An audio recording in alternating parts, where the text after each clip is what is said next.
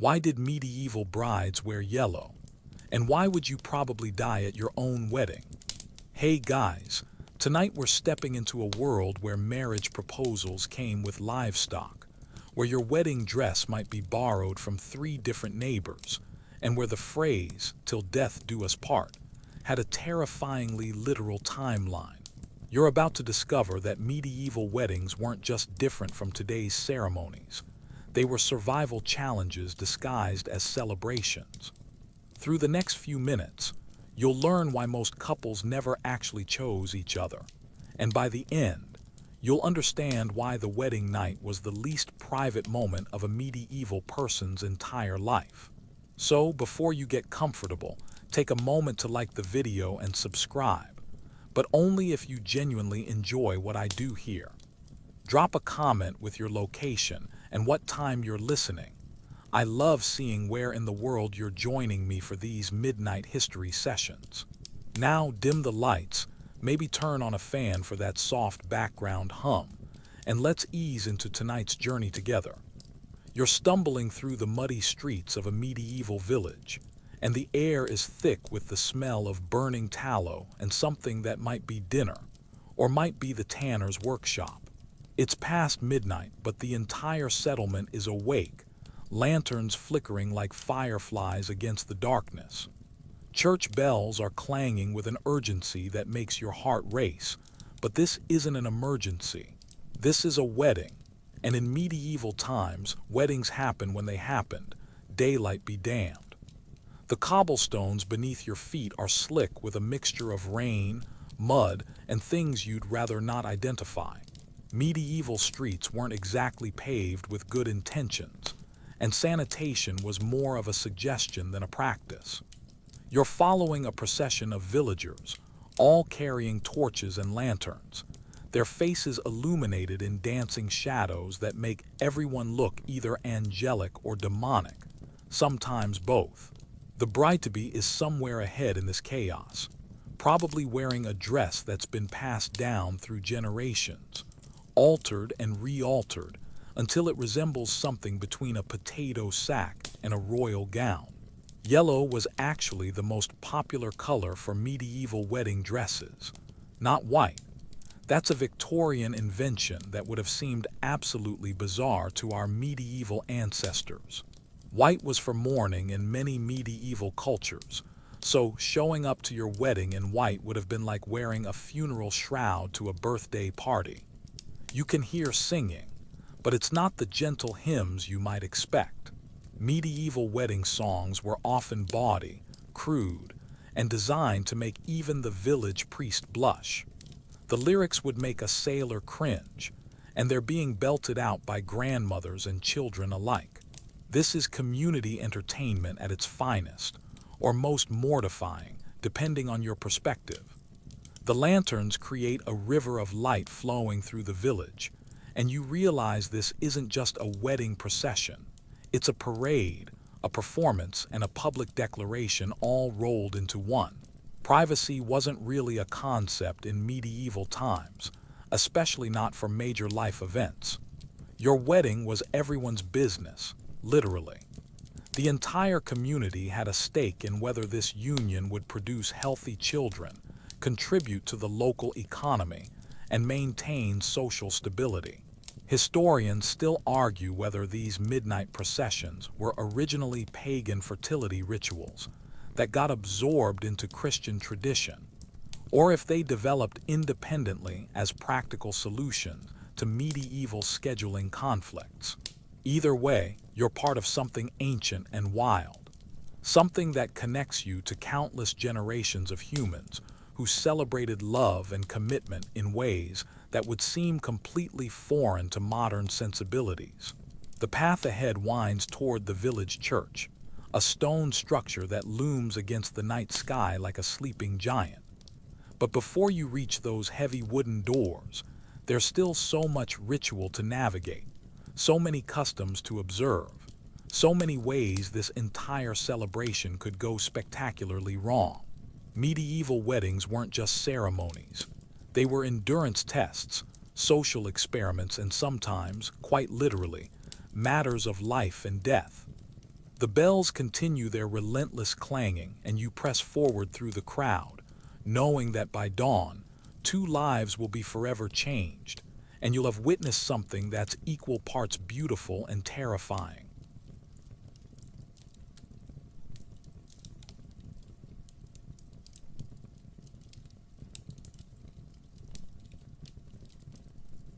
You're not choosing your spouse. Your spouse is choosing your family's financial future, and you're just the merchandise in this medieval marketplace of matrimony. The morning sun filters through the shutters of a modest stone house, where you're witnessing the most important business transaction of the medieval world: marriage negotiation. Forget romantic courtship.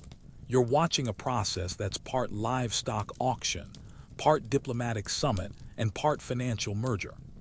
The bride-to-be sits quietly in the corner, embroidering something that looks suspiciously like a shroud, while her fate is decided by people who view her primarily as a walking dowry delivery system. The matchmaker, a weathered woman with eyes like a hawk and the negotiating skills of a Venetian merchant, spreads parchments across the wooden table. These aren't love letters. They're contracts, inventories, and family trees that trace bloodlines back to people who probably died of something that would be cured with modern antibiotics. She's calculating not just financial worth, but genetic compatibility, social advancement potential, and the likelihood that this union won't result in a blood feud between neighboring villages. Medieval matchmaking was serious business, and matchmakers were essentially human databases with legs.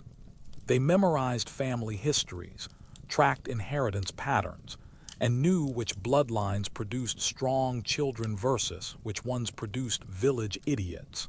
A good matchmaker could tell you that the miller's daughter had excellent childbearing hips, but her grandmother went mad every full moon, or that the blacksmith's son was strong as an ox, but his family had a tendency to die young from mysterious wasting diseases. The bride's mother hovers nearby, occasionally interjecting with comments about her daughter's domestic skills. "She can spin wool faster than anyone in 3 villages," she declares, as if this is equivalent to having a PhD in medieval economics. And honestly, it kind of was. A woman who could efficiently transform raw wool into finished cloth was worth her weight in silver, because textile production was the backbone of medieval economy. Meanwhile, the groom's family is conducting their own assessment. They're not just getting a wife, they're acquiring a business partner, a household manager, and hopefully, a baby-making machine who won't die in childbirth. Medieval infant mortality was so high that families often didn't even name children until they survived their first year. Marriage wasn't about finding your soulmate. It was about finding someone who might help you create offspring, who could survive long enough to take care of you in your old age. The dowry negotiation is where things get really interesting. The bride's family is essentially paying the groom's family to take their daughter off their hands, but it's not just about money. Dowries included livestock, household goods, land rights, and sometimes even servants. You might receive a cow, 3 chickens, a loom, 2 silver spoons, and a servant girl who may or may not be the bride's illegitimate half-sister. Medieval families were creative when it came to packaging their daughters for marriage. But here's where it gets really murky: the bride price. In some regions, the groom's family paid the bride's family for the privilege of marrying their daughter. This wasn't necessarily more romantic. It just meant they viewed women as valuable property rather than expensive burdens. Either way, the actual couple had about as much say in the matter as the livestock being included in the deal. The negotiations can go on for hours, sometimes days. Families argue over everything from property boundaries to whether the bride's slightly crossed eyes are a sign of divine blessing or demonic possession. Medieval people were surprisingly superstitious about physical characteristics. believing that everything from birthmarks to left-handedness could predict a person's moral character and future behavior. Historians still argue whether medieval arranged marriages were actually more successful than modern love marriages, given that divorce was nearly impossible and couples had to make the best of their situations. Some evidence suggests that many arranged couples did develop genuine affection over time, though whether this was love or Stockholm Syndrome is debatable. The most fascinating part of this whole process is how little the bride and groom actually interact during negotiations. They might exchange a few words, perhaps share a meal, but they're essentially strangers who are about to become legally bound for life. The groom might know more about the bride's dowry inventory than her personality, and the bride might know more about the groom's family's financial situation than his favorite foods. As the sun sets and the negotiations finally conclude, you realize you've witnessed something that's simultaneously deeply practical and utterly heartbreaking. These families aren't cruel. They're trying to ensure survival in a world where love is a luxury most people can't afford. Romance is for troubadours and fairy tales. Marriage is for creating stable households that can weather famines, plagues, and the general chaos of medieval existence. The contracts are signed, the dowry is agreed upon, and somewhere in the corner, two young people are trying to process. You're about to attend a medieval engagement party where the entertainment includes fortune-telling, competitive drinking, and your drunk uncle falling into a barrel of ale. Some traditions never change. The betrothal banquet is in full swing, and you're quickly realizing that medieval pre-wedding celebrations made modern bachelor parties look like church picnics. The Great Hall is packed with relatives, neighbors, and random villagers who showed up because free food was involved. Long wooden tables groan under the weight of roasted meats, bread trenchers, and enough ale to float a small boat. The air is thick with smoke from the central fire pit, the smell of roasting meat, and the unmistakable aroma of medieval hygiene, or lack thereof. The bride and groom sit at the head table, looking like deer caught in torchlight. They're probably still processing the fact that they're now legally bound to each other, even though the actual wedding ceremony hasn't happened yet. Medieval betrothal was serious business.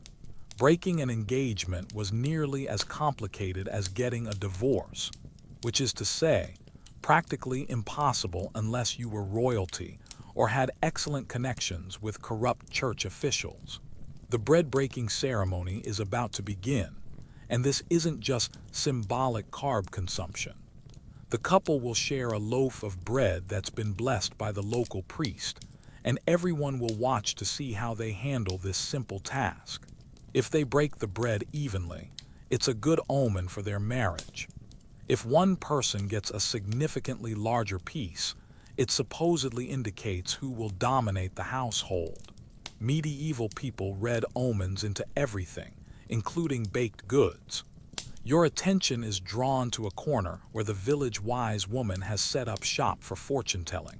She's reading palms, interpreting dreams, and throwing bones to predict the couple's future. Her predictions are delightfully vague and universally applicable. You will face challenges but overcome them. Children will bring both joy and sorrow, and beware of strangers bearing gifts. It's medieval horoscope material, but everyone nods sagely as if she's revealing profound cosmic truths. The entertainment is unique. A traveling minstrel is performing what can only be described as medieval stand-up comedy, complete with jokes about marriage that would make modern comedians jealous. His material includes observations about wives who talk too much, husbands who drink too much, and in-laws who visit too much. The audience is eating it up, literally and figuratively, laughing so hard they're spitting food across the table. Then there's the dancing. Medieval dancing was part choreography, part athletic competition, and part mating ritual. The steps are complicated, the music is loud, and everyone is slightly drunk, which creates a perfect storm of entertainment. You watch as couples attempt intricate moves while wearing heavy clothing and trying not to trip over rushes scattered on the floor. It's like watching a medieval version of Dancing with the Stars, except the stakes are social humiliation rather than elimination. The gift-giving ceremony is particularly interesting. Guests present the couple with household items, tools, and livestock, but each gift comes with a speech about its symbolic meaning. A wooden spoon represents nourishment and care. A pair of chickens symbolizes fertility and abundance, and a small knife signifies the couple's ability to defend their household. It's like a medieval wedding registry, except everything has deep spiritual significance, and you can't return duplicates. But the real entertainment comes from the drinking games. Medieval people took their alcohol seriously, and betrothal banquets were opportunities to test everyone's capacity for ale, wine, and various fermented beverages that would probably be illegal today. The games range from simple drinking contests to elaborate challenges that combine alcohol consumption with physical tasks. Watching grown adults try to balance on one foot while chugging ale is apparently timeless entertainment. And yes, someone's uncle inevitably falls into a barrel. Tonight it's Uncle Godwin, who's been sampling the ale a bit too enthusiastically, and decides to demonstrate his youthful agility by attempting to leap over a small barrel. Physics and alcohol don't mix well, and Uncle Godwin ends up headfirst in the ale, to the delight of everyone except his wife, who's already planning his punishment for tomorrow. The evening's highlight is the blessing of the marriage bed. The priest sprinkles holy water on a symbolic bed that's been set up in the hall, while everyone offers advice about married life. The advice ranges from practical, keep separate purses, to mystical, never sleep with your feet pointing toward the door, to downright bizarre, eat garlic together to ensure fidelity. Medieval marriage counseling was apparently a community effort. Historians still argue whether these elaborate betrothal celebrations were originally pagan fertility festivals that got absorbed into Christian tradition, or if they developed as practical ways to publicly announce engagements in societies where news traveled slowly. Either way, you're witnessing a tradition that serves multiple purposes: entertainment, community bonding, and public validation of the upcoming marriage. As the evening winds down and the last of the ale is consumed, you realize you've experienced something that's part celebration, part business meeting, and part community theater. You're about to discover why medieval wedding fashion was less "say yes to the dress" and more "pray your hose doesn't fall down during the ceremony." The morning of the wedding has arrived, and you're witnessing the medieval equivalent of getting ready for prom. If prom involved scratchy linen, borrowed jewelry, and the very real possibility that your underwear might abandon you at the altar, the bride's chamber is a flurry of activity as female relatives, friends, and neighbors work together to transform an ordinary village girl into something resembling bridal elegance, using whatever materials they can scrape together. Medieval wedding attire was all about layers, and not the fashionable kind. You're watching the bride being dressed like a medieval onion, with each layer serving a specific purpose. First comes the chemise, a linen undergarment that's been washed so many times it's achieved the texture of sandpaper. This isn't about comfort. It's about creating a barrier between the bride's skin and the outer garments, which may or may not have been properly cleaned since the last person wore them. The bride's dress is a masterpiece of medieval recycling. The bodice belonged to her older sister, the sleeves were borrowed from a cousin, and the skirt was hastily altered from her mother's old gown. Medieval families didn't have the luxury of buying new clothes for special occasions. They repurposed, altered, and shared garments like a medieval clothing library. The result is a dress that's part patchwork, part family history, and entirely unique. Color was crucial in medieval wedding fashion, but not for the reasons you might expect. Yellow was the most popular choice for brides, symbolizing fertility and prosperity. Red indicated passion and strength, while blue represented purity and faithfulness. White was actually associated with mourning in many medieval cultures, so a bride wearing white would have been seen as either deeply unlucky or possibly cursed. The Virgin Mary was typically depicted in blue, not white, which is why blue held such significance for medieval brides. The bride's hair is receiving special attention, and medieval hair styling was part art, part engineering project. Unmarried women wore their hair loose as a symbol of their virginity, but married women were expected to cover their hair completely. The wedding day was the last time the bride would appear in public with uncovered hair, so elaborate braiding and decoration were essential. Flowers, ribbons, and sometimes even small bells were woven into the bride's hair, creating a living crown that would make modern hair stylists weep with envy. Meanwhile, the groom is dealing with his own fashion challenges. Medieval men's clothing was just as complicated as women's, involving hose, medieval tights, braise underwear that resembled shorts, and multiple layers of tunics and surcoats. The real challenge was the hose, which were essentially medieval pantyhose for men. They were held up by ties attached to the braise, and if those ties broke during the ceremony, the groom would find himself in an extremely embarrassing situation. Medieval shoes were another adventure entirely. Most people owned only one pair of shoes, which they wore for everything from working in the fields to attending church. Wedding shoes were often borrowed or specially made for the occasion, but they were designed more for durability than comfort. The bride might be wearing shoes that were too big, too small, or belonged to someone with completely different feet. Medieval cobblers weren't exactly known for their precision fitting. Jewelry was where medieval wedding fashion got really interesting. Most families didn't own much jewelry, so wedding accessories were often borrowed from multiple sources. The bride might wear her grandmother's brooch, her aunt's ring, and her neighbor's necklace, creating a collection that told the story of her entire community. Some pieces were family heirlooms passed down through generations, while others were hastily crafted by local artisans specifically for the wedding. The bride's veil deserves special mention because it was loaded with symbolism. The veil represented the bride's transition from maiden to wife, and its removal during the ceremony symbolized her husband's authority over her. But veils were also practical.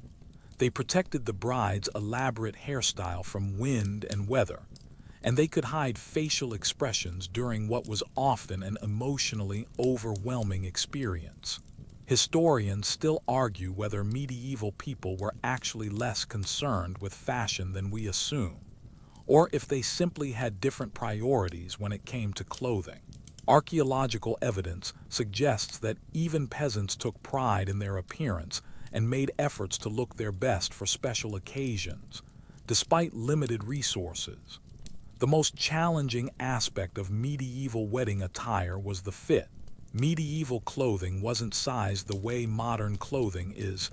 Everything was custom-made or extensively altered.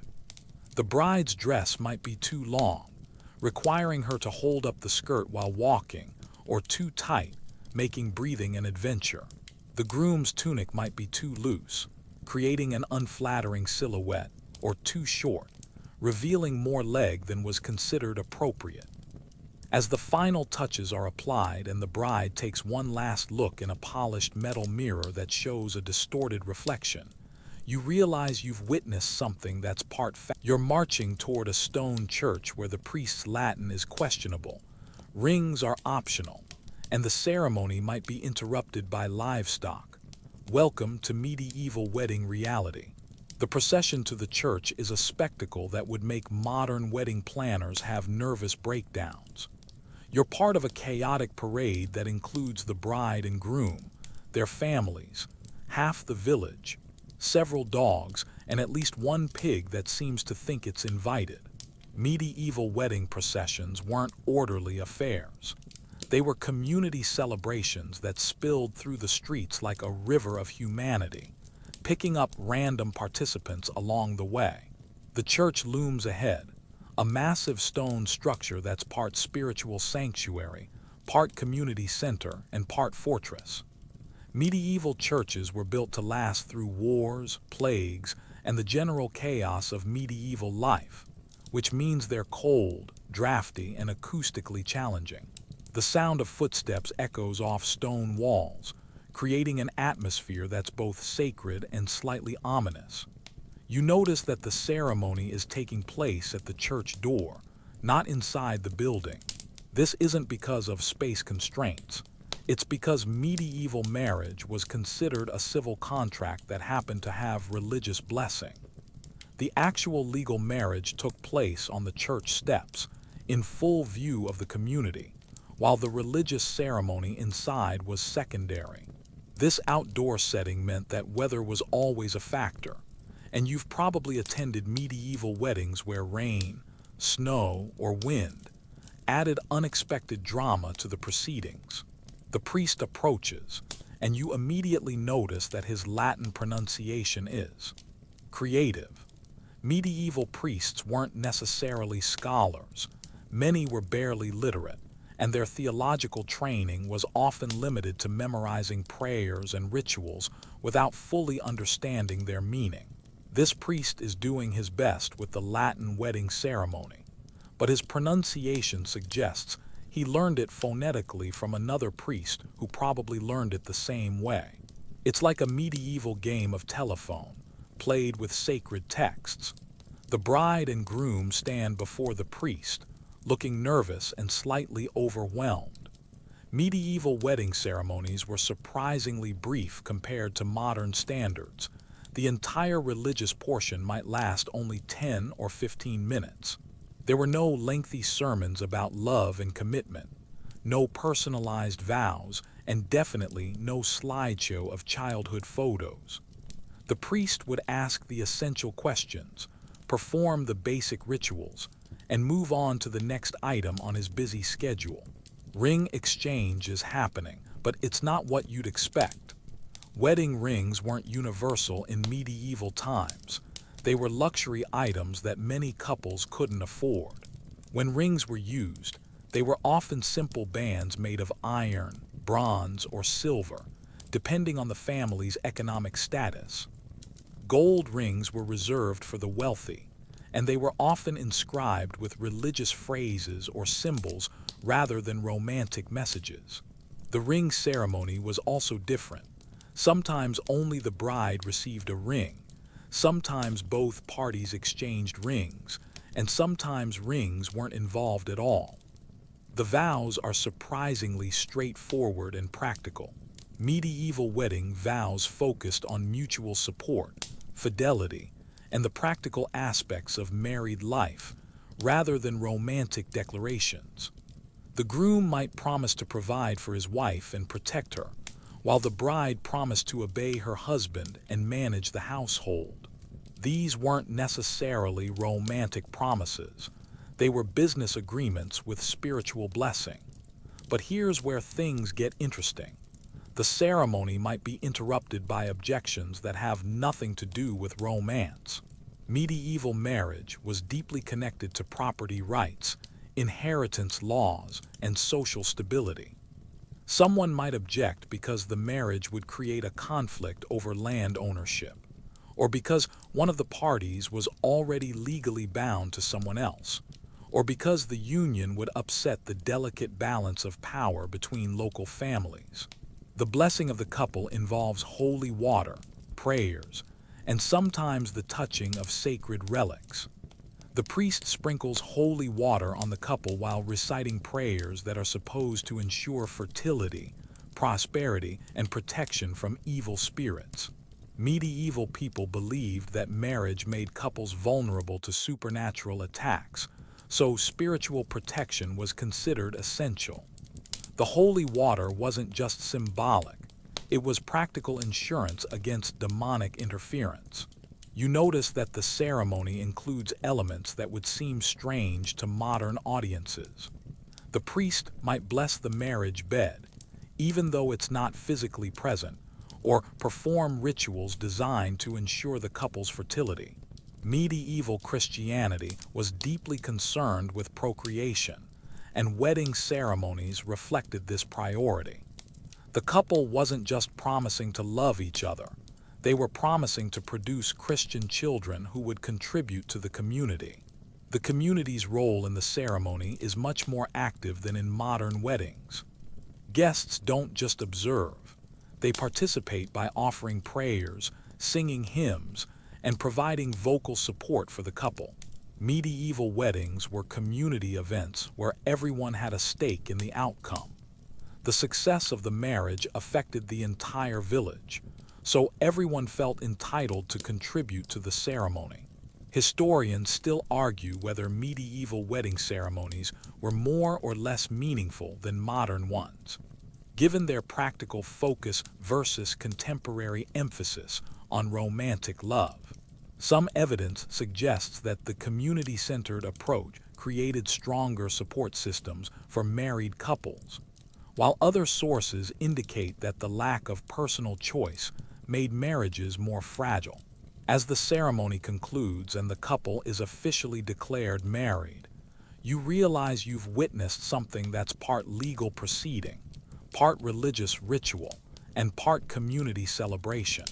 The stone church has seen countless couples make these same promises, and it will continue to witness marriages long after you're about to be sprinkled with holy water, touched by mysterious bone fragments, and possibly smacked with a saint's relic, because nothing says eternal love like a good supernatural blessing. The religious ceremony inside the church is where medieval weddings get truly bizarre, and you're witnessing rituals that blend Christianity with traditions so ancient they predate written history. The stone interior is dimly lit by candles and oil lamps, creating dancing shadows that make the carved saints on the walls seem to move. The air is thick with incense, unwashed bodies, and the musty smell of centuries-old stone that's absorbed countless prayers, tears, and probably a few bodily fluids you'd rather not think about. The priest approaches with a collection of holy relics that would make modern museum curators weep. Medieval churches were essentially supernatural armories, packed with bone fragments, pieces of cloth, and random objects that supposedly belonged to saints. The relic collection for this wedding includes what's claimed to be a finger bone from Saint Valentine himself, a piece of cloth from the Virgin Mary's veil, and a wooden splinter from the true cross. Though statistically, there were enough true cross fragments in medieval Europe to build several crucifixes. The blessing of the couple with holy relics is part spiritual protection, part medieval insurance policy. The priest touches the bride's forehead with Saint Valentine's alleged finger bone, while muttering prayers in Latin that he may or may not fully understand. Medieval people believed that physical contact with holy relics transferred spiritual power, so this isn't just symbolic. It's practical magic designed to protect the marriage from demonic interference, infertility, and general bad luck. But here's where things get really interesting. The relic might actually hit you. Medieval blessing ceremonies sometimes involved gentle tapping or touching with relics, but enthusiastic priests occasionally got carried away. Getting smacked with a saint's bone fragment was considered a sign of special divine favor, though it probably felt more like assault with a blessed weapon. The bride and groom are expected to remain perfectly still during this process, even if the priest's enthusiasm results in minor bruising. The holy water ceremony is next, and medieval holy water was serious business. This isn't just blessed tap water. It's been through elaborate consecration rituals, mixed with salt, and sometimes infused with herbs or oils.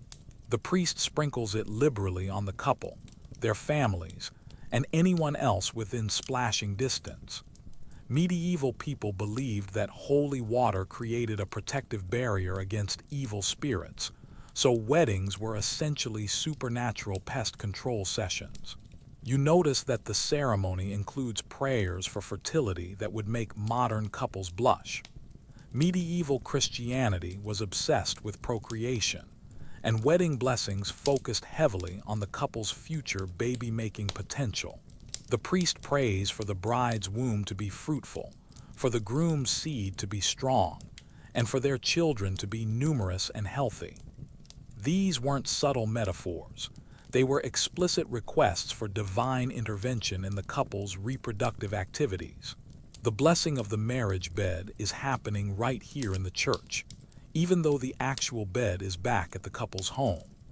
The priest performs elaborate rituals over an imaginary bed, sprinkling holy water on empty air and reciting prayers designed to sanctify the couple's future intimate moments. Medieval people believed that marriage beds were particularly vulnerable to demonic attack, so spiritual protection was essential. The ceremony includes prayers against nightmares, infertility, and supernatural seduction. Apparently, medieval demons were particularly interested in disrupting marital harmony. The community's participation in the blessing ceremony is much more active than you'd expect. Guests don't just observe, they respond to the priest's prayers, offer their own blessings, and sometimes contribute their own holy objects to the ceremony. Medieval weddings were collaborative spiritual events where everyone shared responsibility for the couple's spiritual protection. Your neighbor might offer a family relic, your cousin might contribute a special prayer, and your grandmother might share a blessing that's been passed down through generations. But the most fascinating part of the ceremony is the exorcism element. Medieval wedding blessings included prayers specifically designed to drive away evil spirits that might interfere with the marriage. The priest performs what's essentially a mini exorcism, commanding demons to flee from the couple and their future home. This wasn't considered unusual. It was standard operating procedure for medieval marriages. Evil spirits were thought to be particularly attracted to happy occasions, so spiritual pest control was a necessary precaution. The ceremony also includes blessings for the couple's future prosperity, but medieval prosperity prayers were surprisingly specific. The priest doesn't just pray for general success. He asks for healthy livestock, abundant harvests, successful trades, and protection from bandits. Medieval prosperity was tied directly to agricultural success and physical security, so wedding blessings addressed practical concerns rather than abstract concepts of happiness. Historians still argue whether these elaborate blessing ceremonies actually provided psychological comfort to medieval couples, or if they simply increased anxiety about supernatural threats. Some evidence suggests that the community-centered approach to spiritual protection created stronger support networks, while other sources indicate that the focus on demonic interference made people more fearful about marriage. The strangest part of the entire ceremony is the blessing of the couple's future arguments. Medieval priests actually prayed for the couple to argue constructively, to resolve conflicts peacefully, and to avoid the kind of domestic violence that was unfortunately common in medieval marriages. These prayers acknowledged that conflict was inevitable in marriage, but they asked for divine help in managing disagreements without destroying the relationship. As the ceremony concludes with a final sprinkling of holy water and a blessing that sounds more like a magical, you're about to witness a medieval feast where the entertainment includes flying poultry, questionable meat identification, and toasts so scandalous they'd make modern wedding crashers blush. The wedding feast is a sensory assault that begins the moment you enter the great hall. The smell hits you first: roasted meat, spilled ale, unwashed bodies, and something that might be either exotic spices or rotting vegetables. Medieval feasts were exercises in controlled chaos, where the goal was to demonstrate the host family's wealth and generosity by providing more food than anyone could reasonably consume, regardless of whether that food was actually edible. The tables are groaning under the weight of dishes that would challenge even the most adventurous modern foodie. You're looking at whole roasted pigs with apples in their mouths, swans that have been skinned, cooked, and then redressed in their own feathers to look alive, and something that might be a peacock or might be a very large chicken. Medieval cooks weren't always precise about species identification. The centerpiece is a massive roasted boar's head, complete with tusks and a somewhat accusatory expression that makes you wonder if it's judging your table manners. Medieval wedding feasts were potluck affairs on steroids, where every family contributed dishes according to their means and abilities. The result was a culinary adventure that ranged from genuinely delicious to potentially lethal. The baker's family brought elaborate bread sculptures shaped like castles and animals. The miller contributed various grain-based dishes that might or might not be properly cooked, and the village's wealthiest family provided the roasted meats that served as the feast's main attraction. You're seated at a long wooden table with strangers who immediately become your temporary family for the duration of the meal. Medieval seating arrangements were based on social hierarchy, family relationships, and sometimes just whoever arrived first. You might find yourself between the village blacksmith and a traveling merchant, both of whom have strong opinions about everything from politics to the proper way to eat soup with your hands. The bread trenchers deserve special mention because they're serving as both plates and food. Medieval people didn't have individual plates. They used thick slices of stale bread called trenchers to hold their food. By the end of the meal, these bread plates were soaked with meat juices, gravy, and various sauces, creating a soggy but supposedly edible foundation for the meal. Whether you actually ate your trencher depended on your social status and how hungry you were. The ale is flowing freely, and medieval ale was nothing like modern beer. It was thick, often cloudy, and had an alcohol content that varied wildly depending on the brewer's skill and sobriety. Medieval people drank ale with every meal because water was often unsafe. So wedding feasts were essentially community-wide drinking parties disguised as celebrations. The ale was served in shared cups and horns, which meant you were sharing more than just drinks with your fellow guests. The entertainment begins with the arrival of traveling minstrel who performed songs that would make modern wedding planners faint. Medieval wedding songs were bawdy, explicit, and designed to make everyone laugh, blush, or both. The lyrics included detailed descriptions of marital duties, jokes about wedding night performance, and commentary on the bride and groom's physical attributes that would be considered harassment today. But medieval audiences loved this stuff. The more scandalous the song, the louder the applause. Then comes the food throwing. Yes, medieval wedding feasts included organized food fights as entertainment. Guests would throw bread, fruit, and sometimes small pieces of meat at each other, with the bride and groom serving as primary targets. This wasn't considered rude.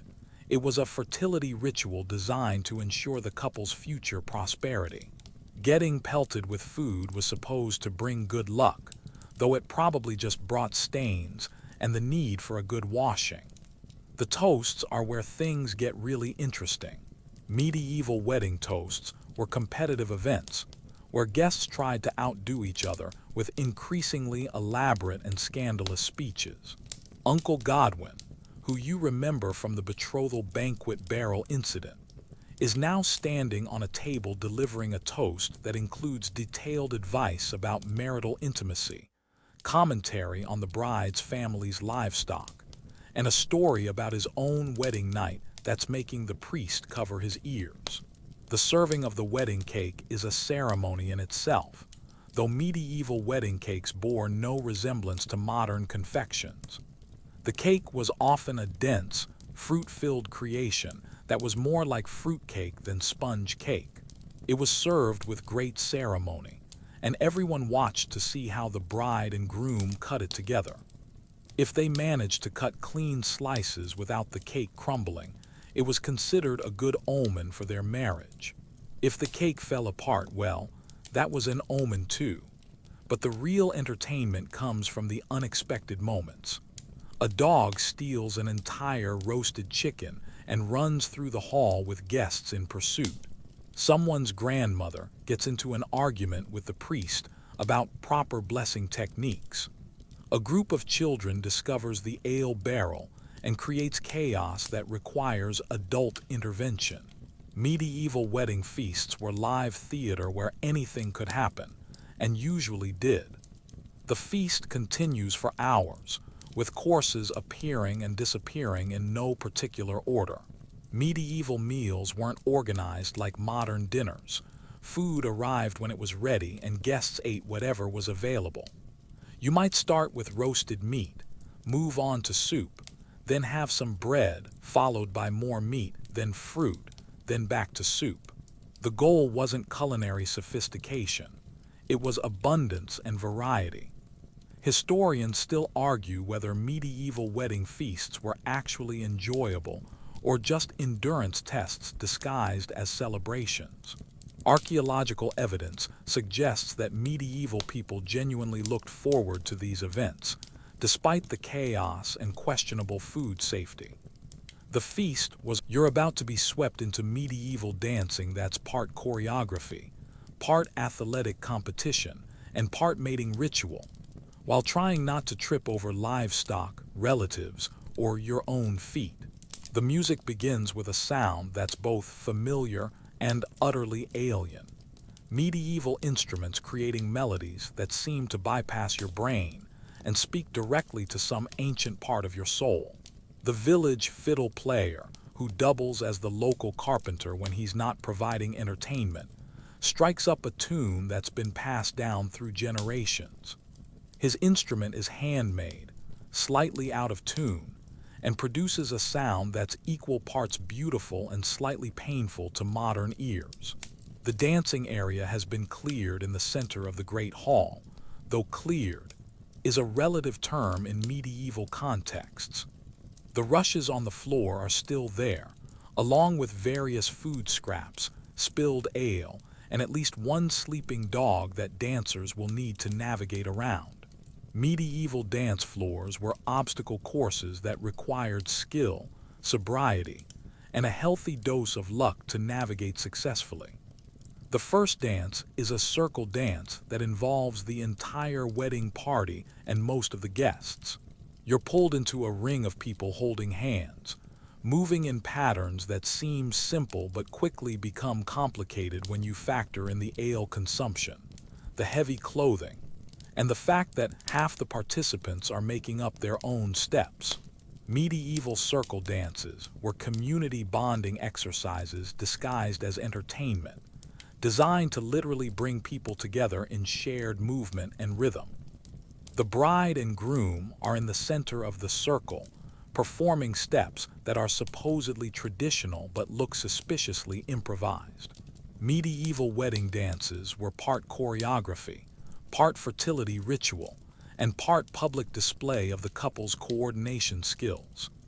The community watched carefully to see how well the couple moved together, interpreting their dancing compatibility as a predictor of marital harmony. If they stepped on each other's feet, it was considered a bad omen. If they moved in perfect synchronization, it suggested a successful marriage. Most couples fell somewhere in between, stumbling through the steps while trying to look graceful. The music shifts to a faster tempo, and suddenly you're involved in what can only be described as medieval line dancing. The steps are intricate, the pace is relentless, and everyone is slightly drunk, which creates a perfect storm of entertainment and potential disaster. You're trying to follow the person in front of you while avoiding the person behind you, all while maintaining the rhythm and not tripping over your own feet or anyone else's. The village children have joined the dancing, adding an element of chaos that makes the already complicated choreography even more challenging. Medieval children weren't segregated from adult entertainment. They participated in everything, including dances that involved complex steps, rapid movements, and the occasional collision with adult dancers. Watching a 6-year-old attempt the same intricate footwork as the adults is both adorable and terrifying. But the real entertainment comes from the competitive aspect of medieval dancing. Different families and social groups try to outdo each other with increasingly elaborate moves, creating an informal dance competition that gets more intense as the evening progresses. The blacksmith's family attempts a synchronized jumping sequence that ends with someone landing in the ale barrel. The miller's daughters perform a spinning dance that results in at least one collision with the wall. The merchant's sons try to demonstrate their sophistication with what they claim are court dances, but which look suspiciously like they're making it up as they go along. The bride's special dance is the evening's highlight, a solo performance that's part artistic expression, part fertility ritual, and part public examination. Medieval brides were expected to demonstrate their grace, coordination, and general worthiness through dance. The entire community watches as the bride performs steps that are supposed to ensure fertility, prosperity, and marital happiness. No pressure at all. The groom's dance is equally important but completely different in character. Medieval men's dances were often more athletic and competitive, designed to demonstrate strength, agility, and leadership qualities. The groom might perform leaping dances, sword dances, or other displays of physical prowess that prove his ability to protect and provide for his new wife. Tonight's groom attempts a jumping sequence that's impressive until he lands on the sleeping dog, creating chaos that requires several people to sort out. The music becomes more complex as traveling musicians join the village fiddler. Medieval wedding music was collaborative, with different musicians adding their instruments and expertise to create layered soundscapes. You hear drums made from animal skins, flutes carved from wood and bone, and stringed instruments that produce haunting melodies. The music isn't written down. It's passed from musician to musician through oral tradition, which means every performance is slightly different. The dancing continues for hours, with different dances for different purposes. There are fertility dances designed to ensure the couple's future children, prosperity dances meant to bring wealth and success, and protection dances intended to ward off evil spirits. Medieval people believed that dance had magical properties, so wedding dancing was serious business disguised as entertainment. But the most memorable part of the evening is the chaos. Medieval dancing was a contact sport where collisions were expected and injuries were common. You witnessed twisted ankles, torn clothing, and at least one black eye that results from an overly enthusiastic spinning move. The dancers just laugh it off and keep going. Medieval people were tough, and a few bruises weren't going to stop a good party. The evening's strangest moment comes when the livestock joins the dancing. The wedding goat, who's been wandering around the hall all evening, apparently decides to participate in a circle dance. The result is hilarious chaos as dancers try to incorporate a goat into their choreography while maintaining the rhythm and not getting kicked. Medieval wedding entertainment was unpredictable, and apparently that included spontaneous animal participation. Historians still argue whether medieval dancing was more or less sophisticated than modern assumptions suggest.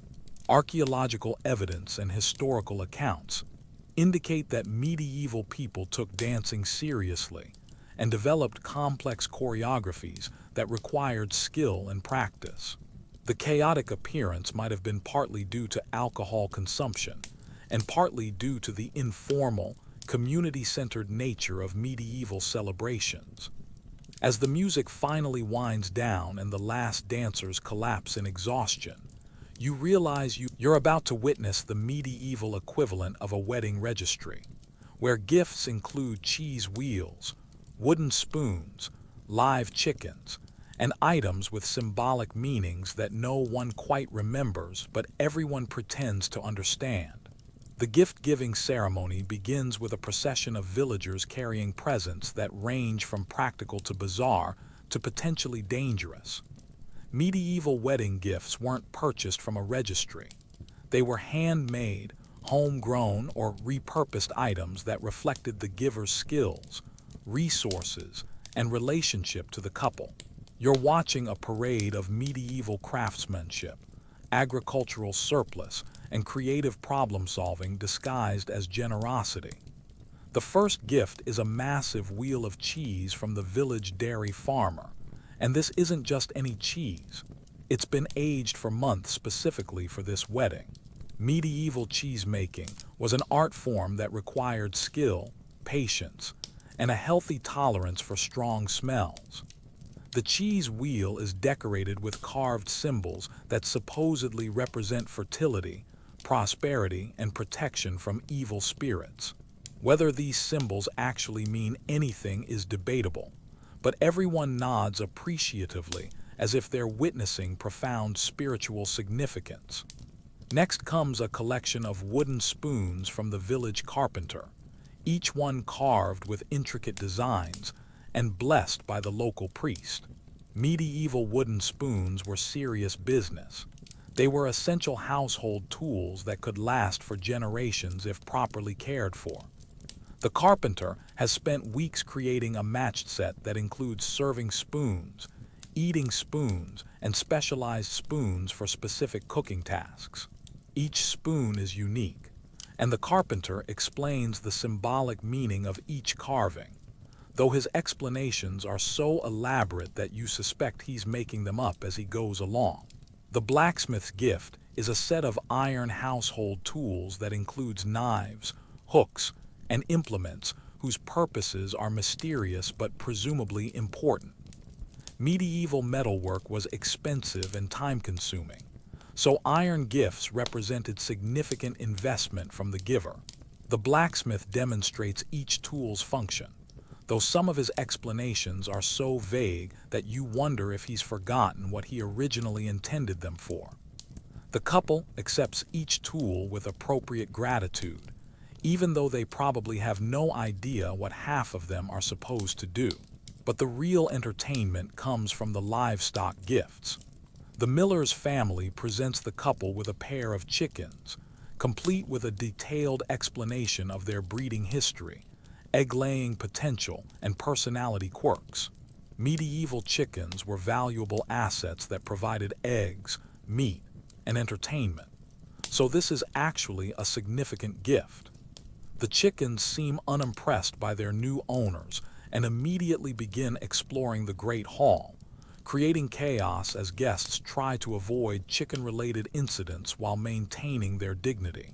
The village weaver's gift is a collection of textiles that includes blankets, towels, and clothing that's been woven specifically for the couple. Medieval textile production was labor-intensive and required considerable skill, so fabric gifts represented hours of work and expertise. The weaver explains the significance of each pattern and color, though her explanations are so complex that you suspect medieval symbolism was more art than science. The couple examines each piece carefully, making appropriate appreciative noises while trying to figure out what they're supposed to do with a blanket that's decorated with what appears to be dancing rabbits. The most mysterious gifts come from the village wise woman, who presents the couple with a collection of herbs, potions, and amulets that are supposed to ensure marital happiness, fertility, and protection from supernatural threats. Medieval folk medicine was a combination of practical knowledge, superstition, and wishful thinking, so these gifts might be genuinely helpful or completely useless. The wise woman's explanations are delivered in a whisper that makes everything sound profound and slightly ominous, even when she's talking about common kitchen herbs. The children's gifts are particularly charming, consisting of handmade toys, carved animals, and drawings that are supposed to bring good luck to the couple's future children. Medieval children took gift-giving seriously and often spent weeks creating presents that reflected their limited resources but unlimited creativity. A 10-year-old boy presents a wooden horse that's been carved with a knife that's probably too dangerous for him to be using, while a group of girls offers a collection of corn-husk dolls that are supposed to ensure the couple's fertility. But the strangest gifts come from the extended family members who have traveled from distant villages. These relatives bring regional specialties that are exotic to the local community, but completely normal to them. You witness the presentation of fermented fish that smells like it died twice, honey that's been infused with herbs that might be medicinal or might be hallucinogenic, and a wooden box that contains something that's either very valuable or very dangerous. The giver's explanation is so heavily accented that no one understands what it actually is. The gift-giving ceremony includes elaborate speeches from each giver, explaining the significance of their present and offering advice for married life. These speeches range from practical household tips to mystical pronouncements about the nature of love and commitment. The village baker explains how his gift of special bread will ensure the couple never goes hungry, while also delivering a 20-minute lecture on the spiritual significance of yeast fermentation. The local hunter presents a collection of preserved meats while sharing hunting stories that somehow relate to marriage, but in ways that aren't entirely clear. The most touching gifts come from the couple's parents, who present family heirlooms that have been passed down through generations. These items might include jewelry, tools, household goods, or religious artifacts that carry the weight of family history. The bride's mother presents a wooden chest that belonged to her grandmother, complete with a detailed explanation of its contents and the stories associated with each item. The groom's father offers a knife that's been in the family for generations, along with instructions for its care and warnings about its supposed magical properties. Historians still argue whether medieval gift-giving was more meaningful than modern wedding registries, given the personal investment and symbolic significance of handmade presents. Archaeological evidence suggests that medieval people took gift-giving seriously and often spent considerable time and resources creating meaningful presents for important occasions. The ceremony concludes with the couple's formal acceptance of each gift, which involves not just gratitude, but also promises to use the gifts appropriately and pass them on to future generations. Medieval gift-giving created ongoing relationships and obligations between families, so accepting a gift meant accepting responsibility for maintaining those connections. As the last gift is presented, you're about to witness the medieval bedding ceremony, where privacy is a myth, family members provide commentary, and the couple's most intimate moment becomes community entertainment. Welcome to medieval oversharing. The bedding ceremony begins with a procession that makes the earlier wedding parade look like a quiet stroll. You're part of a crowd that includes both families, close friends, neighbors, and random villagers who have decided this is their business too. Medieval privacy was a luxury that most people couldn't afford, and wedding nights were considered community events that required public validation. The couple is being escorted to their marriage bed like celebrities walking a red carpet, except the paparazzi are drunk relatives with strong opinions about everything. The bridal chamber has been prepared with all the subtlety of a medieval theater production. The bed is covered with flowers, herbs, and blessed objects that are supposed to ensure fertility, ward off evil spirits, and generally make the experience more pleasant. Medieval people believed that the marriage bed was particularly vulnerable to supernatural interference. So the room is essentially a spiritual fortress, designed to protect the couple from demonic attacks, bad luck, and infertility. The bed itself is a masterpiece of medieval engineering and community effort. It's been constructed specifically for this occasion, using the best materials the families could afford or borrow. The mattress is stuffed with straw, feathers, and herbs that are supposed to have aphrodisiac properties, though whether they actually work is debatable. The bed frame is decorated with carvings that represent fertility symbols, though some of the symbols are so abstract that their meaning is open to interpretation. The blessing of the marriage bed is performed by the priest, who sprinkles holy water on the bedding while reciting prayers that would make modern couples extremely uncomfortable. Medieval Christianity was surprisingly explicit about marital duties, and the blessing ceremony includes detailed prayers for the couple's physical relationship, fertility, and sexual compatibility. The priest isn't being inappropriate.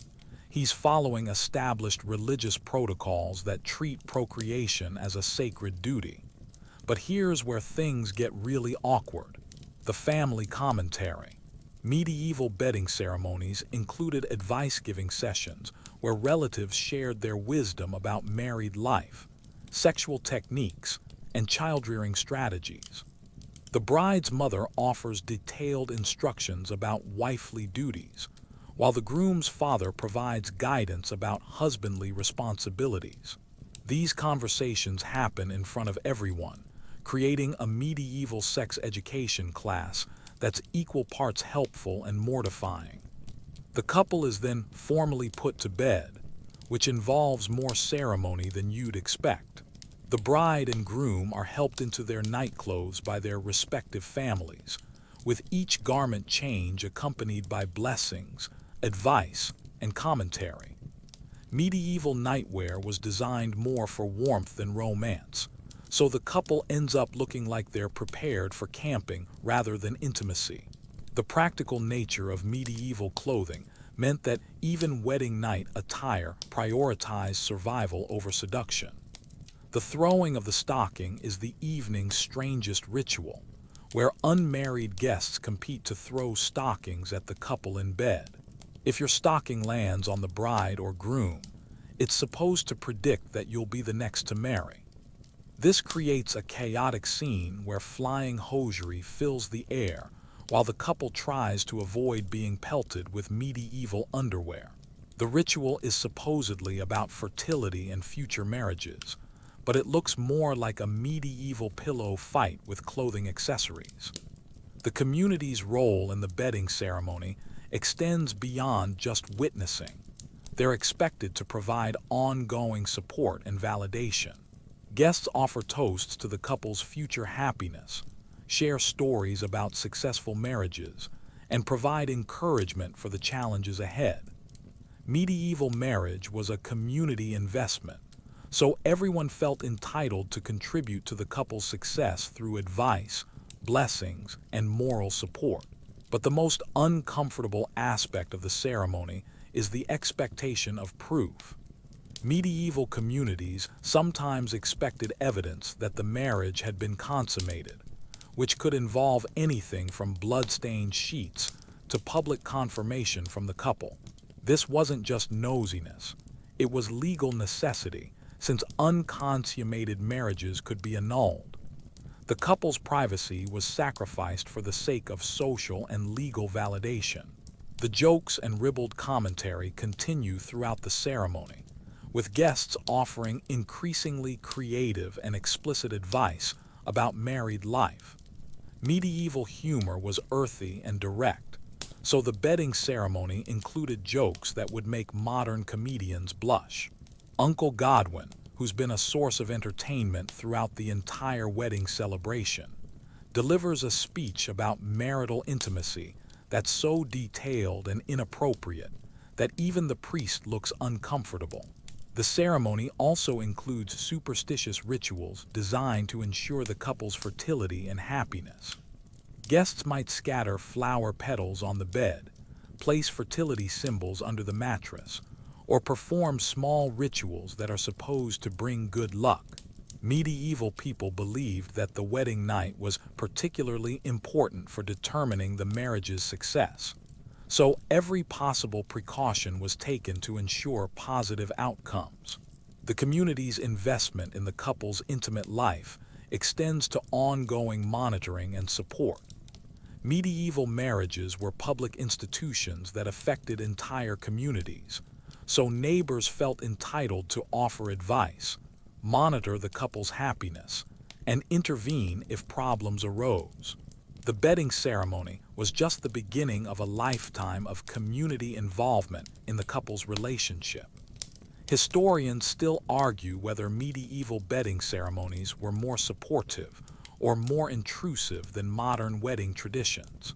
Some evidence suggests that the community involvement created stronger support networks for married couples, while other sources indicate that the lack of privacy created additional stress and pressure. The ceremony concludes with final blessings, last-minute advice, and the gradual departure of guests who have finally decided to give the couple some privacy. The room slowly empties, leaving behind flower petals, scattered stockings, and the lingering smell of incense and too many people in a small space. As the last guest finally leaves and the couple is alone for the first time since their engagement, you realize you've witnessed something that's part religious ceremony, part community celebration, and part medieval reality show. You wake up to a medieval morning. After that's less romantic recovery and more damage assessment, where missing shoes are the least of your problems, and the village gossip mill is already grinding at full speed. The dawn light filtering through the shutters reveals a scene that looks like a medieval crime scene crossed with a natural disaster. The great hall is littered with the remnants of last night's celebration. Overturned benches, scattered rushes, mysterious stains that could be wine or something much worse, and at least 3 people who apparently decided the floor was more comfortable than going home. You're stepping carefully through debris that includes broken pottery, gnawed bones, flower petals, and what appears to be someone's lost shoe. Though whose shoe and how it ended up hanging from the rafters is a mystery that may never be solved. The bride and groom are nowhere to be seen, which is probably for the best considering the state of everything else. Medieval morning afters were notorious for revealing the true cost of celebration, and this one is no exception. The smell alone is enough to make you question medieval hygiene standards. A combination of stale ale, cold food, unwashed bodies, and something that might be vomit or might be yesterday's soup. It's hard to tell, and honestly, you're not sure you want to know. The cleanup crew consists of whoever's sober enough to stand upright and responsible enough to care about the mess. This turns out to be mostly women and children, since the men are either still unconscious or have mysteriously disappeared to attend to urgent business that definitely doesn't involve cleaning up after their own party. Medieval gender roles were apparently flexible when it came to celebration, but rigid when it came to consequences. You discover Uncle Godwin wedged behind a barrel, snoring peacefully with a chicken perched on his head. The chicken seems perfectly content with this arrangement and shows no interest in moving, creating a tableau that's both ridiculous and somehow touching. Medieval people had a different relationship with livestock than modern folks. Animals were part of the family, even when they were also dinner. The chicken will probably be allowed to stay there until Godwin wakes up, which might be sometime next week. The village gossips are already hard at work, dissecting every moment of the previous night's entertainment with the thoroughness of medieval forensic investigators. They're analyzing who danced with whom, who drank too much, who said inappropriate things, and who disappeared together during the evening's festivities. Medieval villages were small communities where everyone knew everyone else's business, and weddings provided enough material for months of speculation and commentary. The bride's mother is conducting what appears to be a post-wedding inventory, checking to make sure all the gifts are accounted for and none of the borrowed items have gone missing. Medieval weddings involved so much borrowing and sharing that keeping track of who owned what required serious organizational skills. She's making lists, questioning witnesses, and generally treating the situation like a medieval detective investigating a theft ring. The most pressing concern is the missing wedding cake, or rather, what's left of it. The elaborate confection that took days to prepare has been reduced to crumbs and mysterious stains, with no clear explanation of how this happened. The baker's wife is interrogating potential suspects with the intensity of a medieval inquisitor, determined to solve the mystery of the vanishing cake. The prime suspect appears to be the village dog, who's looking suspiciously satisfied and has what might be frosting on his whiskers. The morning after gossip session reveals details about the wedding that you missed during the actual celebration. Apparently, the priest forgot part of the ceremony and had to improvise. The bride's dress split during the dancing, and someone's grandmother got into a fistfight with a traveling merchant over the proper way to bless a marriage. Medieval weddings were apparently more eventful than anyone realized at the time, with drama unfolding in multiple locations simultaneously. The financial reckoning is beginning, and it's not pretty. Medieval weddings were expensive affairs that could bankrupt families, and the morning after was when the true cost became apparent. The bride's family is calculating how much they spent on food, drink, and entertainment, while trying to figure out how they're going to pay for it all. Medieval credit systems were informal but binding, so wedding debts could follow families for generations. The search for missing persons is underway, as several wedding guests have apparently vanished into the medieval equivalent of the Bermuda Triangle. The miller's son was last seen attempting to serenade a serving girl. The blacksmith's daughter disappeared during the dancing, and at least 3 children seem to have evaporated entirely. Medieval villages were small enough that missing people were noticed quickly, but large enough that finding them could take all day. The bride and groom finally make their appearance, looking like they've survived a medieval endurance test rather than enjoyed a romantic wedding night. They're pale, exhausted, and moving carefully, which could be due to the previous night's festivities or the community's enthusiastic participation in their bedding ceremony. Medieval newlyweds didn't get honeymoons. They got hangovers and immediate integration into married life. The post-wedding meal consists of whatever food survived the previous night's feast, which isn't much. You're eating bread that's been trampled by dancers, cheese that's been sampled by various animals, and ale that's been diluted with things you'd rather not think about. Medieval food safety was more of a suggestion than a requirement, so post-wedding meals were exercises in optimism and strong stomachs. Historians still argue whether medieval morning afters were genuinely chaotic, or if the surviving accounts are exaggerated for entertainment value.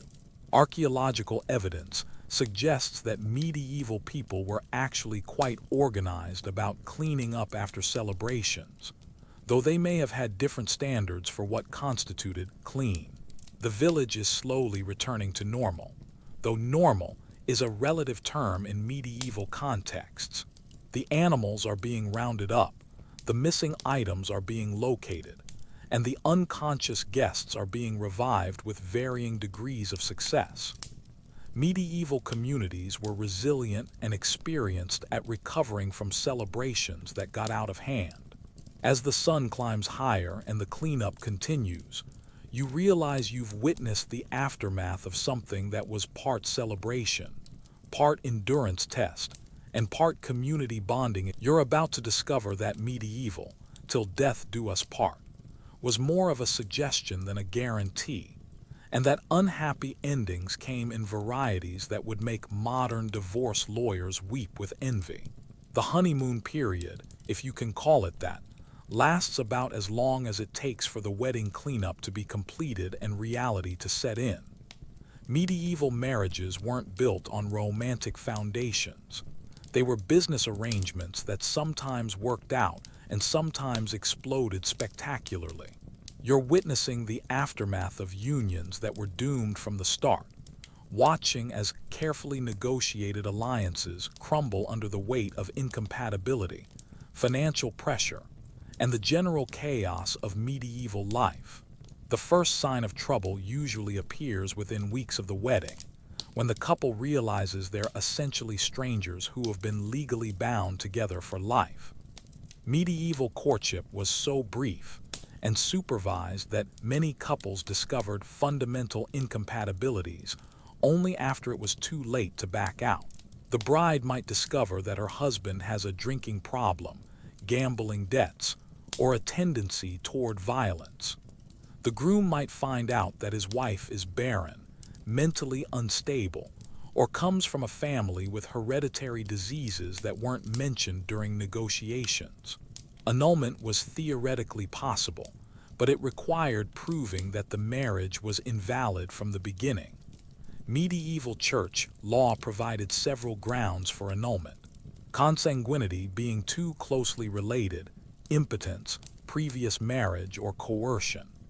But proving these claims required witnesses, documentation, and often substantial bribes to church officials. The process could take years and bankrupt families, making annulment a luxury that only the wealthy could afford. The most common annulment claim was consanguinity, since medieval record-keeping was so poor that proving family relationships was nearly impossible. Desperate couples would hire genealogists to trace their family trees, hoping to discover a common ancestor within the prohibited degrees of relationship. These investigations often revealed surprising connections, since medieval communities were small and intermarriage was common. Sometimes the research uncovered genuine blood relationships, but more often it produced creative interpretations of family connections that would satisfy church authorities. Impotence was another popular annulment ground, but it required public testimony that was humiliating for everyone involved. Medieval courts would sometimes order physical examinations by midwives or physicians, creating legal proceedings that were part medical evaluation, part public spectacle. The accused spouse could demand trial by combat or ordeal to prove their virility, leading to situations that were both tragic and absurd. But the most dramatic marriage failures involved adultery, which was considered both a sin and a crime in medieval society. Adultery cases often became community entertainment, with neighbors testifying about suspicious behavior, midnight visits, and compromising situations. Medieval people were surprisingly creative about gathering evidence of infidelity, using everything from hidden witnesses to elaborate entrapment schemes. The punishment for adultery varied by region and social class, but it was always severe.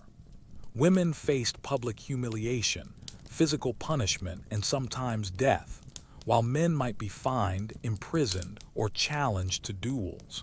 Medieval justice was inconsistent and often influenced by politics, family connections, and the ability to pay bribes.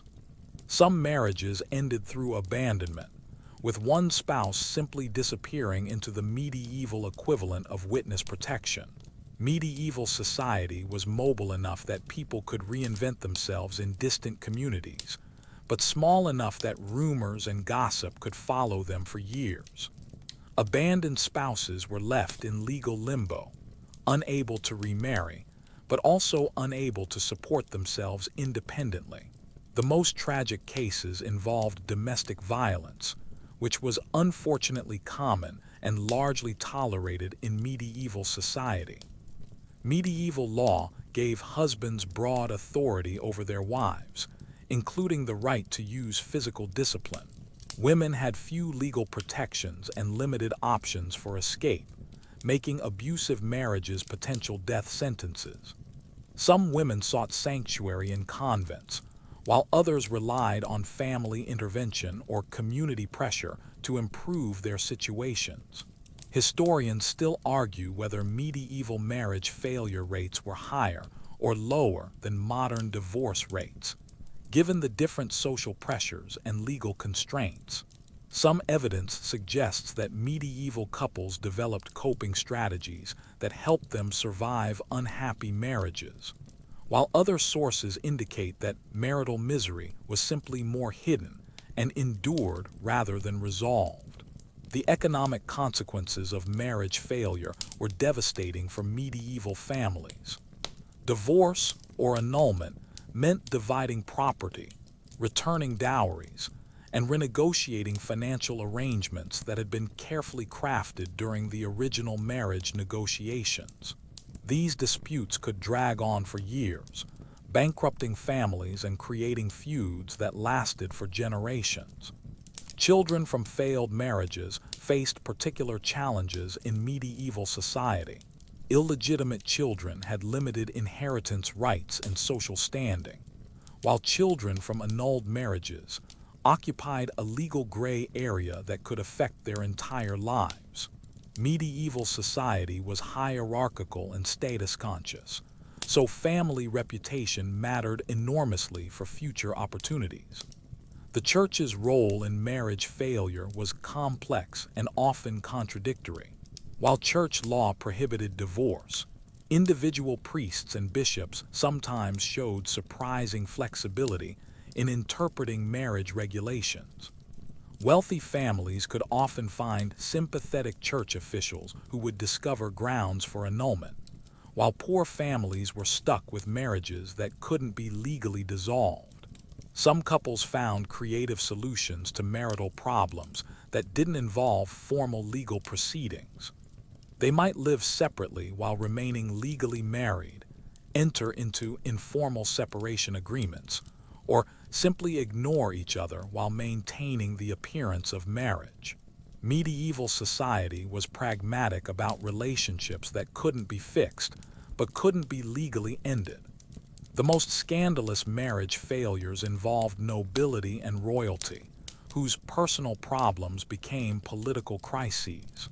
Royal annulments could destabilize kingdoms, create succession disputes, and trigger wars between nations.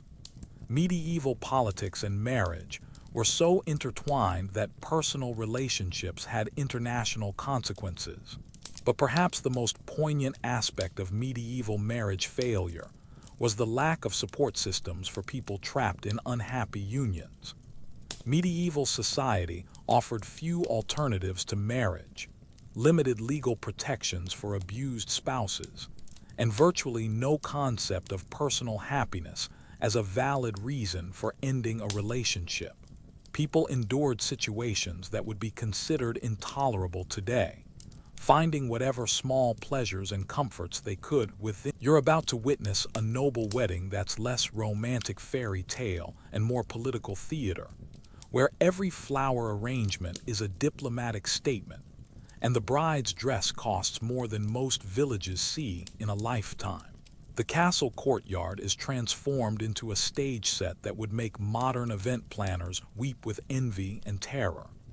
You're looking at a display of wealth and power that's designed to impress foreign dignitaries, intimidate political rivals, and demonstrate the family's status to anyone within a 100-mile radius. Medieval noble weddings weren't just celebrations. They were propaganda campaigns disguised as parties, with every detail carefully calculated to send specific messages about alliances, wealth, and political intentions. The guest list reads like a medieval who's who, including kings, queens, dukes, earls, and various other nobility whose titles are so complicated, you need a genealogist to understand their significance. These aren't just wedding guests. They're political players whose presence or absence sends messages about international relations, trade agreements, and military alliances.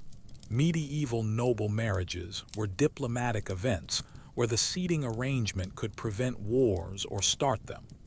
The bride's dress is a masterpiece of medieval craftsmanship that represents months of work by the finest artisans in the kingdom. The fabric is silk imported from distant lands, embroidered with gold thread and decorated with precious stones that sparkle like captured starlight. The dress is so heavy that the bride needs assistance to walk, and so valuable that it's probably worth more than most people's annual income. Medieval noble fashion was about displaying wealth rather than comfort, and this dress is essentially a wearable treasury. The ceremony takes place in the castle's chapel, an architectural marvel that's been decorated for the occasion with tapestries, flowers, and religious artifacts that would make museum curators faint with desire. The chapel is packed with nobility who are dressed in their finest clothing, creating a rainbow of expensive fabrics and precious metals. Medieval noble fashion was competitive, with guests trying to outdo each other in displays of wealth and taste. The priest conducting the ceremony is no village cleric. He's a high-ranking church official whose presence adds legitimacy and prestige to the proceedings.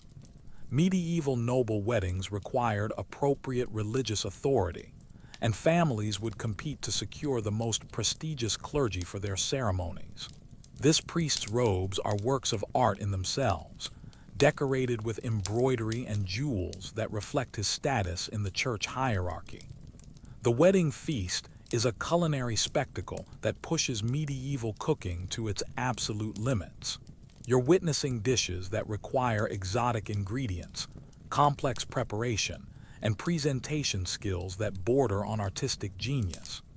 The menu includes peacocks redressed in their own feathers, swans floating in elaborate sauces, and sugar sculptures that are too beautiful to eat but too expensive to waste. Medieval noble cuisine was about demonstrating sophistication and access to rare ingredients rather than simple nourishment. The entertainment is equally elaborate, featuring professional musicians, dancers, and performers who have been hired specifically for this occasion. Medieval noble weddings attracted the finest entertainers in the kingdom, creating performances that were part concert, part theater, and part political commentary. The songs and dances are carefully chosen to flatter the hosts, while subtly referencing current political situations and international relations.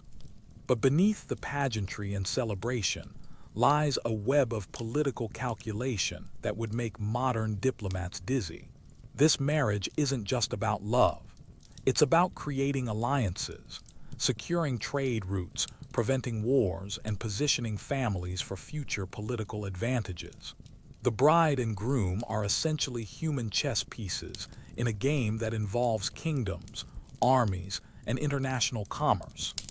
The dowry negotiations for noble marriages are conducted like international treaties, with lawyers, diplomats, and financial experts working out details that affect entire regions. The bride's dowry might include castles, territories, trade rights, and military obligations that reshape the political landscape. Medieval noble marriages were mergers that created new power structures and altered the balance of international relations.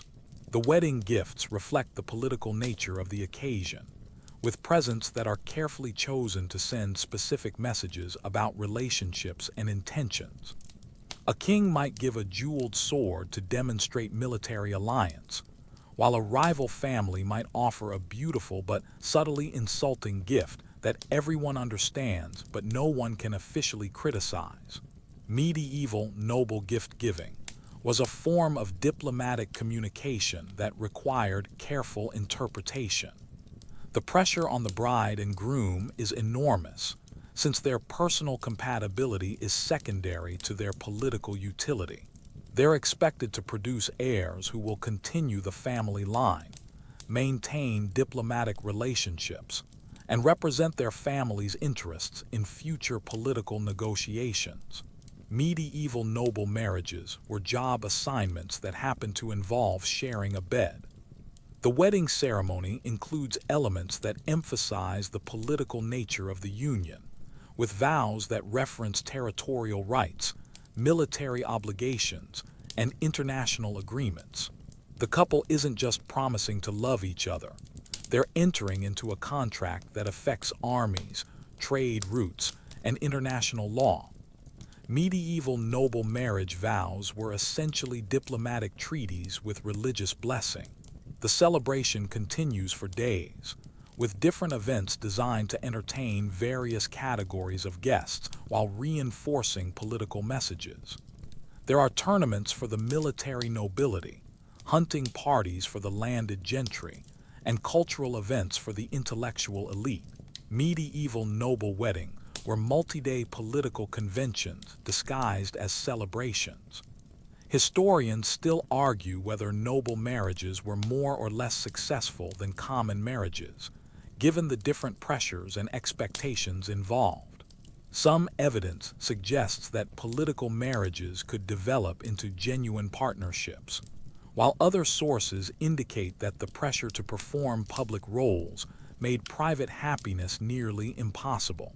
The most fascinating aspect of noble weddings is how they balanced personal desires with political necessities.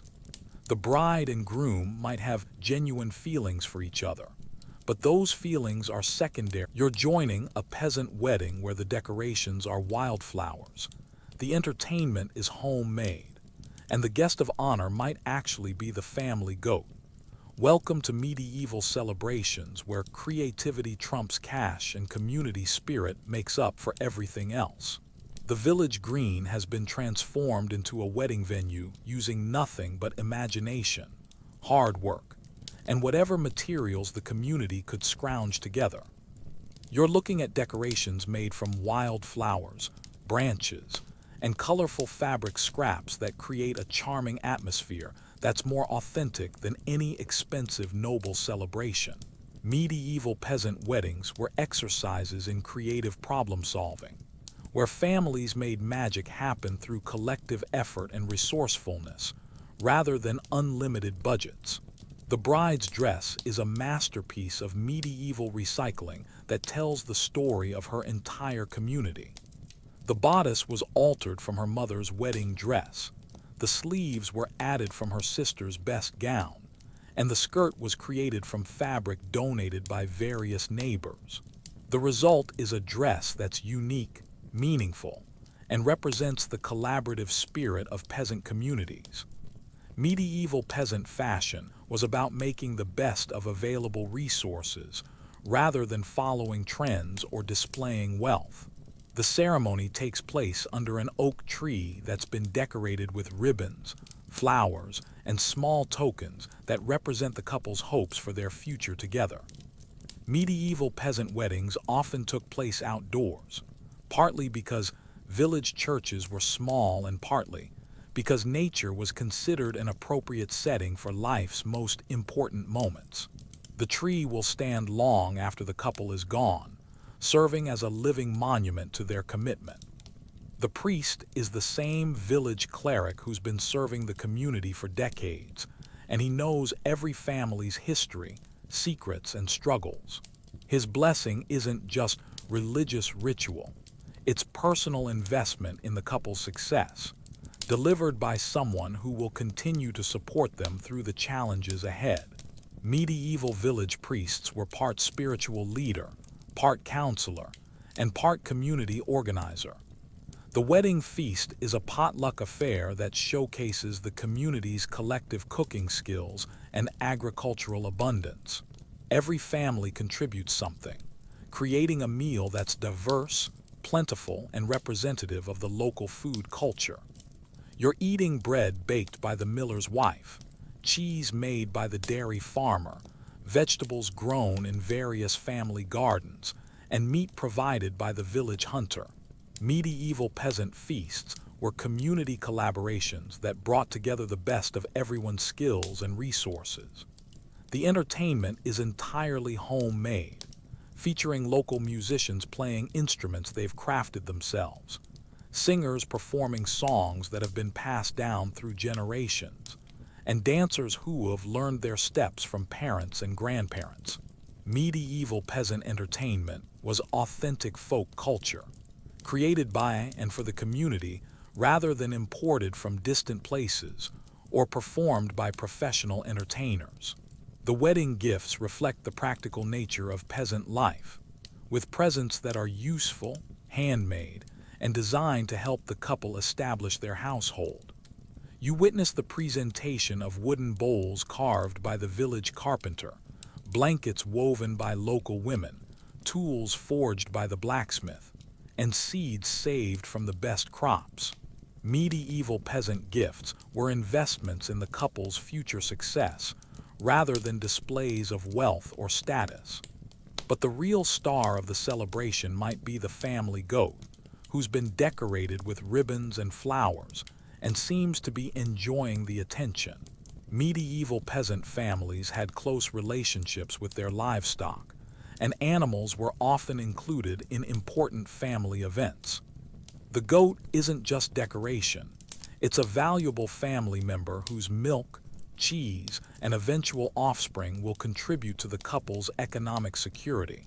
The dancing is enthusiastic and inclusive, with everyone from toddlers to grandparents participating in circle dances, line dances, and partner dances that require more energy than skill. Medieval peasant dancing was community bonding activity that brought people together across age and social lines.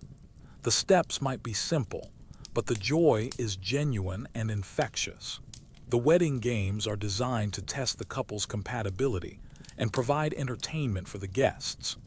You watch as the bride and groom compete in egg and spoon races, attempt to milk the goat while blindfolded, and try to identify each other by touch while wearing masks. Medieval peasant wedding games were part compatibility test, part entertainment, and part fertility ritual. The storytelling session is the evening's highlight, with elderly community members sharing tales about successful marriages, family history, and local legends that relate to love and commitment. Medieval peasant culture was oral tradition, and weddings were opportunities to pass down wisdom, values, and cultural knowledge to younger generations.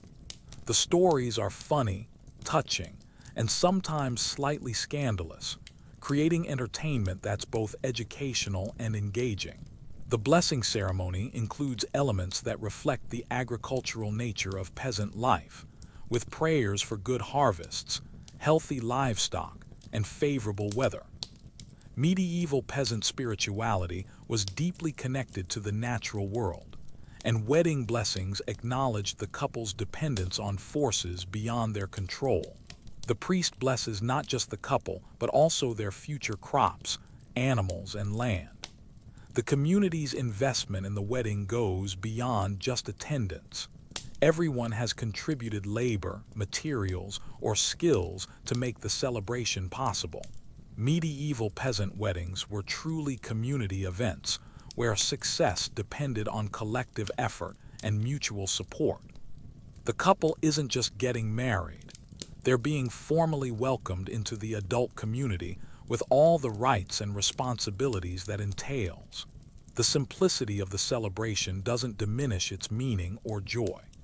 Medieval peasant weddings might lack the elaborate pageantry of noble celebrations, but they possess an authenticity and warmth that money can't buy.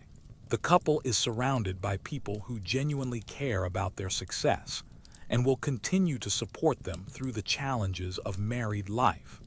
Historians still argue whether peasant marriages were more or less successful than noble marriages, given the different pressures and support systems involved. Some evidence suggests that peasant couples had more freedom to choose compatible partners, while other sources indicate that economic pressures made peasant marriages equally challenging in different ways. The most touching aspect of peasant weddings is the genuine community spirit that makes them possible. Everyone contributes what they can, whether it's labor, materials, skills, or simply enthusiasm. Medieval peasant communities understood that supporting marriages was investing in the community's future, since successful families contributed to everyone's prosperity and security. As the celebration winds down, and the community begins cleaning up with the same collective spirit that made the wedding possible, you drift through the misty realm where medieval wedding reality blends with folklore and legend, where fact becomes fiction and stories become more real than the truth they're based on. Welcome to the lasting legacy of love celebrated in an age of wonder and hardship. The candlelight flickers softly as you settle into the gentle embrace of stories that have been told and retold for centuries, each telling adding new layers of meaning and mystery to the medieval wedding traditions you've witnessed. These tales have traveled through time like whispered secrets, carrying the hopes, fears, and dreams of countless couples who pledged their love in an age when such promises were both sacred vows and survival strategies. In the quiet corners of medieval memory, you find the legend of the bride's tears, a story that claims every tear shed by a medieval bride on her wedding day became a pearl that would protect her marriage from sorrow. The tale speaks of brides who wept not from sadness, but from overwhelming joy, their tears crystallizing into precious gems that were sewn into wedding dresses and passed down through generations. Whether this story reflects actual medieval beliefs or simply represents the human need to find beauty in emotional moments remains a mystery that historians continue to debate. The folklore surrounding medieval wedding rings tells of bands that were forged not just from metal, but from starlight and moonbeams, blessed by ancient spirits who watched over lovers throughout the ages. These stories claim that true love could make even the simplest iron ring glow with inner light, while marriages based on convenience or coercion would cause the most elaborate golden bands to tarnish and crack. Medieval people lived in a world where magic seemed possible, and their wedding traditions reflected this belief in supernatural forces that could influence human relationships. You encounter the haunting tale of the phantom wedding, a story that appears in various forms throughout medieval Europe. The legend tells of wedding celebrations that continue eternally in abandoned castles and forgotten villages, where ghostly couples dance to music that only the dead can hear.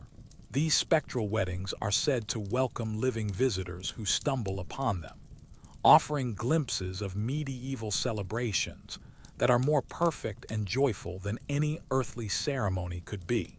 The tradition of the wedding oak appears in countless medieval stories, describing ancient trees that served as witnesses to countless marriage ceremonies and absorbed the promises made beneath their branches. These legendary oaks were said to bloom out of season when true love was pledged beneath them, while false marriages would cause the trees to wither and die.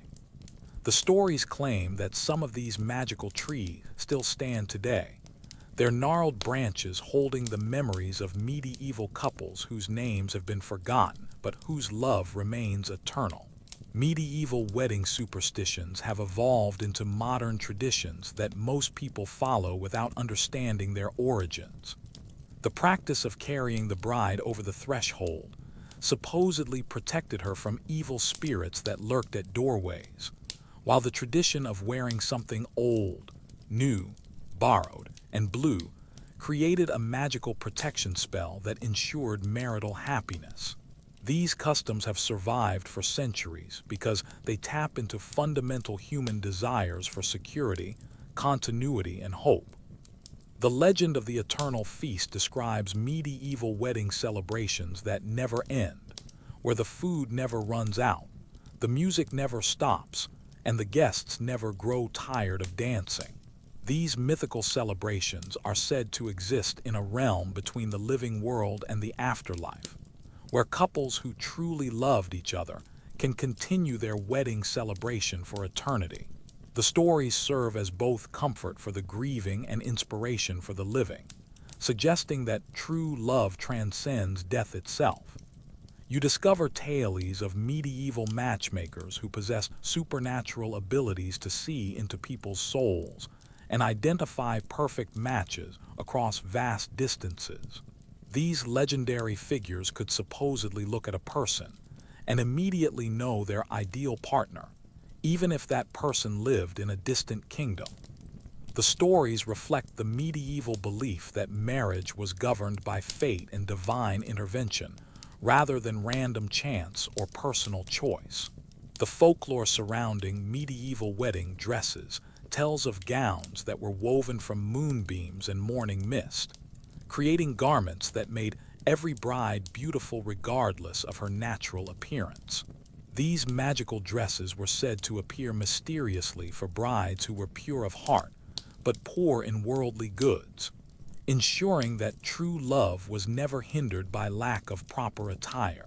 The stories emphasize the medieval belief that inner beauty was more important than external appearance. Medieval wedding music is surrounded by legends of songs that could make anyone fall in love, melodies that could heal broken hearts, and dances that could predict the future of marriages. These mythical compositions were supposedly created by supernatural beings who took pity on human lovers and wanted to help them find happiness. The stories reflect the medieval understanding of music as a powerful force that could influence emotions and even alter reality. The tradition of wedding guests throwing rice or flower petals is said to originate from medieval beliefs about fertility magic, where the act of scattering seeds or blossoms would ensure that the couple's love would grow and multiply. These rituals were thought to invoke the blessing of agricultural spirits, who controlled the cycles of planting, growth, and harvest that governed medieval life. As the stories blend together in the soft twilight of memory, you realize that medieval weddings have become more than historical events. They've transformed into symbols of humanity's eternal quest for love, connection, and meaning. The specific details of medieval marriage customs may seem strange or antiquated, but the underlying desires they represent are timeless and universal. The legacy of medieval weddings lives on in modern ceremonies that still echo with ancient traditions, in stories that continue to inspire new generations of lovers, and in the fundamental human belief that love is worth celebrating regardless of the challenges it may face. These medieval couples, with their practical arrangements and community-centered celebrations, understood something that modern society sometimes forgets: that marriage is not just a private contract between two individuals, but a public commitment that affects entire communities and future generations. In the gentle darkness that welcomes sleep, you carry with you the knowledge that love has always found a way to flourish, even in the most challenging circumstances. Medieval weddings may have been different from modern celebrations, but they were animated by the same hopes, dreams, and determination to create lasting bonds in an uncertain world. The couples you've witnessed tonight faced plague, war, poverty, and social upheaval, yet they still chose to pledge their lives to each other with ceremonies that were both practical and magical, simple and profound. Sweet dreams, dear listener, and may your own love story be blessed with the enduring spirit of those medieval couples who danced by candlelight, shared simple feasts with grateful hearts, and proved that true love can survive anything when it's supported by community, sustained by hope, and celebrated with